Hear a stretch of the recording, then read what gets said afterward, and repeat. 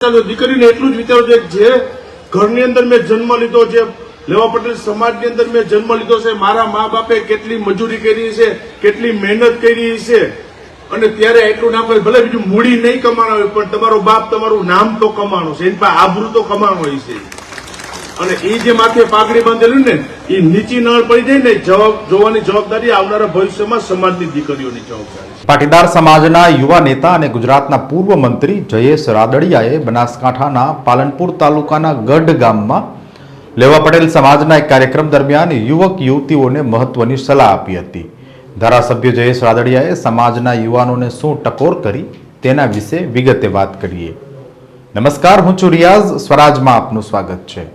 પાલનપુર તાલુકાના ગઢ ગામમાં આયોજિત 16 ગામ લેવા પટેલ સમાજના 28માં સમૂહ લગ્નમાં હાજરી આપતા જયેશ રાદડિયાએ સમાજના યુવાનોને પોતાની બાપ દાદાની જમીન સાચવી રાખવા માટે ખાસ ટકોર કરી હતી.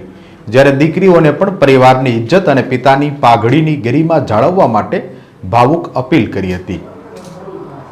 યુવાનોને સંબોધતા રાદડિયાએ કહ્યું હતું કે બાપ દાદાએ ખૂબ મહેનત કરીને આ જમીન જાળવી રાખી છે. સમાજના યુવાનોએ આ જમીન વેચી ન મારવી જોઈએ, પરંતુ તેને સાચવીને આગળની પેઢી માટે વારસો જાળવી રાખવો જોઈએ. તેમણે યુવાનોને પોતાની ખેતી અને મિલકત પ્રત્યે સભાન રહેવાની અપીલ કરી હતી.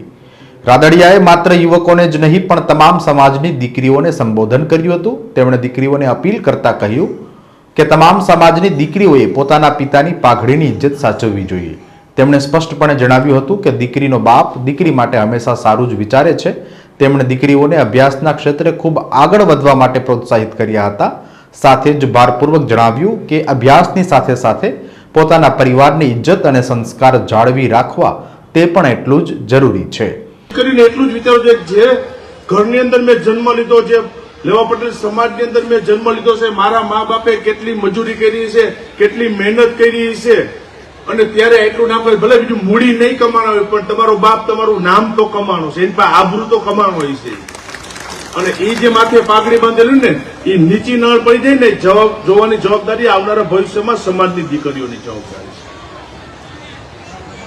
ઘરની અંદર તમારો બાપ આખા કુટુંબનું કે ખરાબ ન વિચારતો હોય, એનો પરિવાર હોય, કુટુંબ હોય, સગાવાલા આવતો હોય, ઘરનો વડીલોનો બાપ ખરાબ ન વિચારતો હોય તો પોતાનું દીકરીનું કોઈ એનો બાપ ખરાબ ન વિચારે. બાપ ઉપર ભરોસો રાખજો અને લેવા પટેલ સમાજ તો જ આગળ આવશે. આ પ્રવૃત્તિ થવી જોઈએ મારી, પણ દીકરીઓને ખાસ વિનંતી છે કે તમારા બાપે લીધેલો નિર્ણય તમારા સારા માટે જ લીધો હશે. એ તમારો બાપ પોતાની દીકરી માટે ક્યારેય ખરાબ નિર્ણય ન લે. અને આ જયારે એક એક લેવા પટેલ સમાજની દીકરીઓને અન્ય સમાજની દીકરીઓમાં આપવા આ વાત આવી છે ને ત્યારે ગુજરાત જે દિશામાં આગળ રહી જશે ને એથી આપણે અનેક ગણોને આગળ લઈશું. મારી વિનંતી છે, વિશેષ સમય નથી લેવો. જયેશ રાદડિયાએ આ સમૂહ લગ્ન કાર્યક્રમમાં પ્રભુતામાં પગલાં માંડનાર 21 નવદંપતીઓને આશીર્વાદ પાઠવ્યા હતા અને તેમના સુખી દાંપત્ય જીવન માટે શુભેચ્છાઓ આપી હતી. જયેશ રાદડિયાએ કરેલી અપીલ વિશે તમારા અભિપ્રાય કોમેન્ટ બોક્સમાં જણાવો. સમાચારોમાં અત્યારે બસ આટલું જ.